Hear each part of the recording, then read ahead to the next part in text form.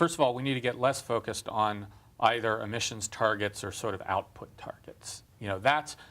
We need an industrial policy here, essentially. It's sort of over the last 30 years with the rise of this sort of market fundamentalist view of how the economy works, industrial policy has sort of become a dirty word in a lot of circles.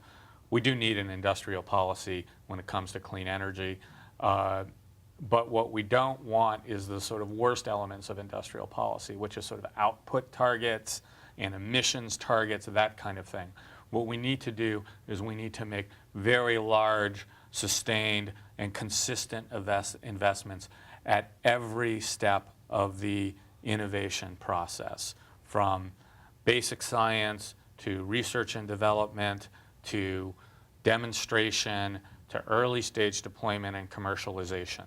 At every stage of those, we need to be focused on, one, getting more technological options into the innovation pipeline.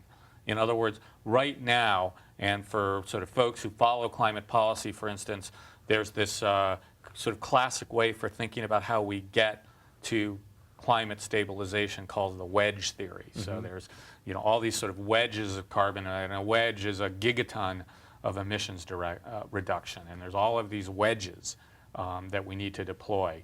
And back when this was first offered, based on what we knew about the rate of emissions growth and what it would take to stabilize the climate, we thought that we'd need, they could count to 12 in terms of how many wedges they could actually count to, and they thought we needed 7. Well, now the latest data suggests that we need 14 or 16 or 18 wedges, and we can only count to 12. So that literally means that even if every technological option we had to deploy came up roses, we don't have enough technology in the pipeline to get where we need to go. And we know that not every technology works out.